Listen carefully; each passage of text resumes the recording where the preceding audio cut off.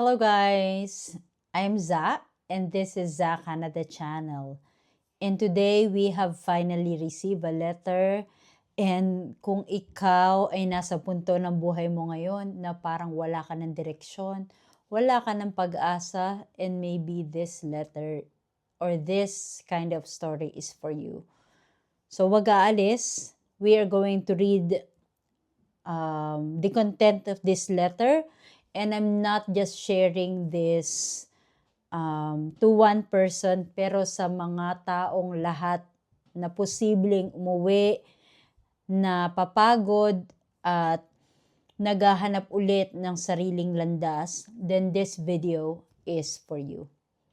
Okay, panoorin hanggang dulo, and we'll read this letter, and then we'll talk about what exactly happened or things that we can do para sa sumulat na ito. Okay?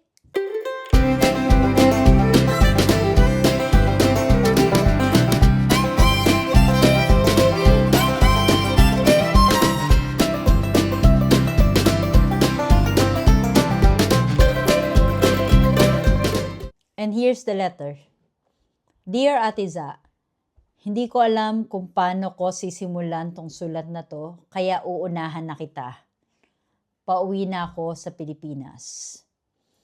Hindi ko alam kung good news ba to or hindi, pero malinaw sa akin, hindi ito yung pag-uwi na pinangarap ko. Pagod na ako. For the past months, hindi na ako makatulog ng maayos. Nagawa ko na ang lahat. O yun ang akala ko. Pero parang hindi gumagalaw ang buhay ko. Parang yung mundo umaandar, pero ako nakastuck. Akala ko noon, sapat na yung pagsisikap ko sa abroad. Yung overtime, yung pagtipid sa sarili, yung pagtitiis sa lungkot. Pero ngayon, para akong naubusan ng rason. Nabawasan ang hours ko, bumaba ang sweldo, tumaas ang gastusin, tapos sunod-sunod pa ang problema sa pamilya. Araw-araw may iniisip, bakit parang palayo ng palayo yung pangarap ko? Umabot ako sa punto na iniiwasan ko na kausap ko. Iniiwasan ko magkwento kasi ayokong marinig yung kaya mo yan. Kapag ako mismo hindi na sigurado. Nakakapagod na maging malakas. Kaya ako ito ngayon, uuwi ng Pilipinas na wala pa ring ipon, walang malinaw na plano, walang tiyak na trabaho. Tapos, ang pinakamahirap pa, yung hiya. Hiya sa pamilya, hiya sa mga taong naghintay sa success story ko, pero mas hiya sa sarili. Hindi ko alam paano magsisimula. Hindi ko alam kung kakayanin ko pa, pero dahil sa takot ko, sumusulat ako sa iyo kasi umaasa pa rin ako kahit konti na may chance akong makabawi. Ate, paano ba? Ano bang gagawin ko pag uwi ko kung ang tanging dala ko lang ay pagod at pangarap na hindi natupad? Sana mapakinggan mo ang kwento ko at sana kahit papano may liwanag pa para sa mga tulad kong pauwi na pero hindi susuko. Hi.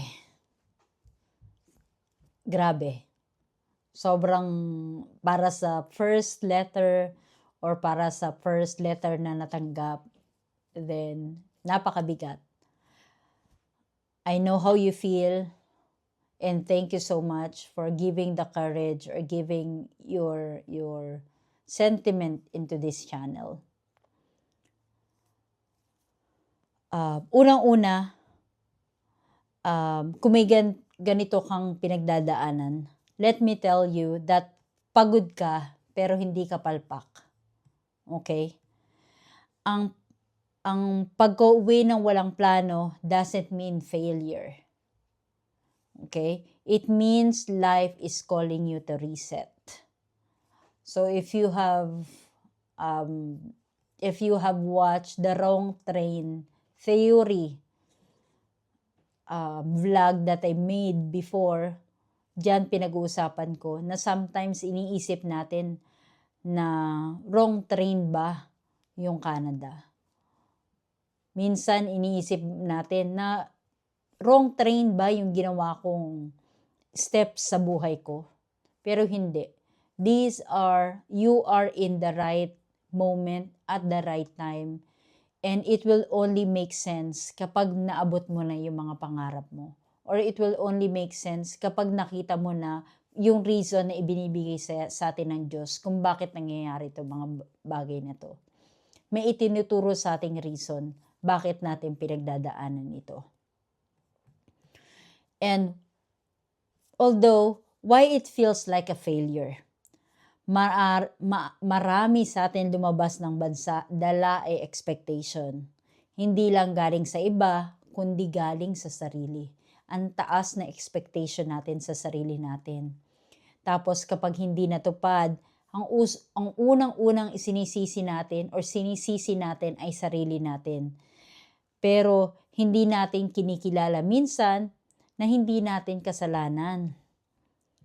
May mga bagay-bagay kung bakit nangyari yan. Sometimes it's because of the economy, work hours, inflation, burnout, health, family emergencies na hindi natin kayang kontrolin. It's beyond our control.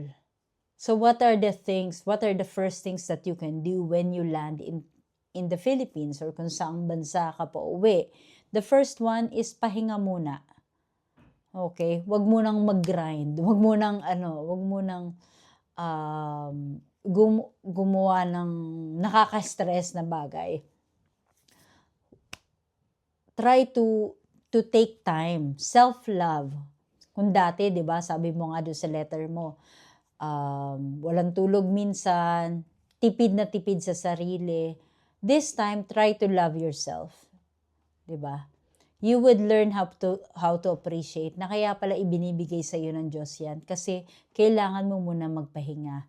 Kailangan mong mahalin muna ang sarili mo. Hindi muna yung mga ibang bagay para makapagsimula ulit or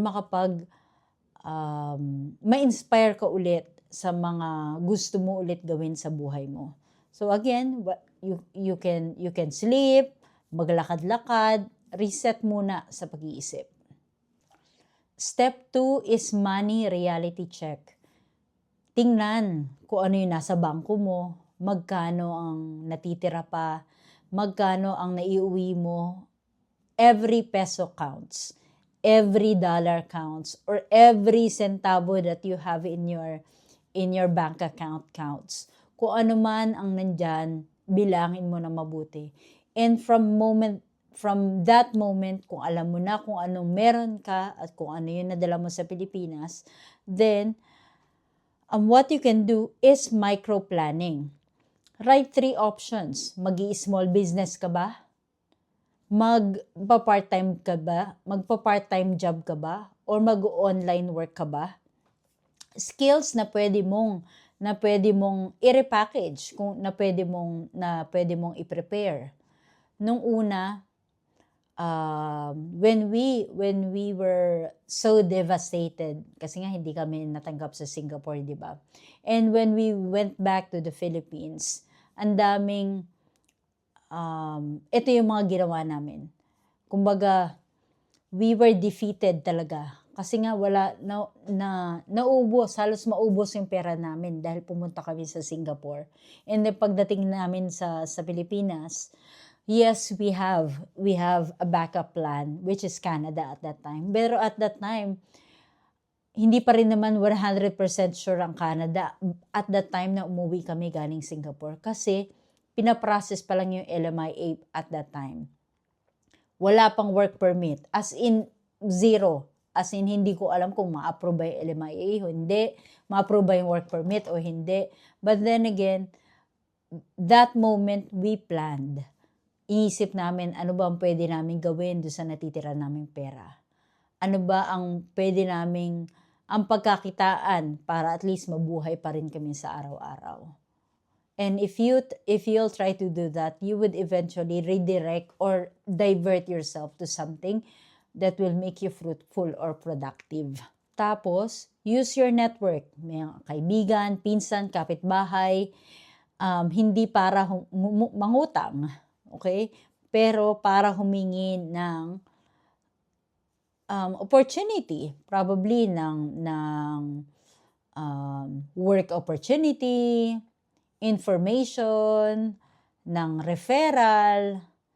At that time, we reach out to galing nga kami sa call center, di ba?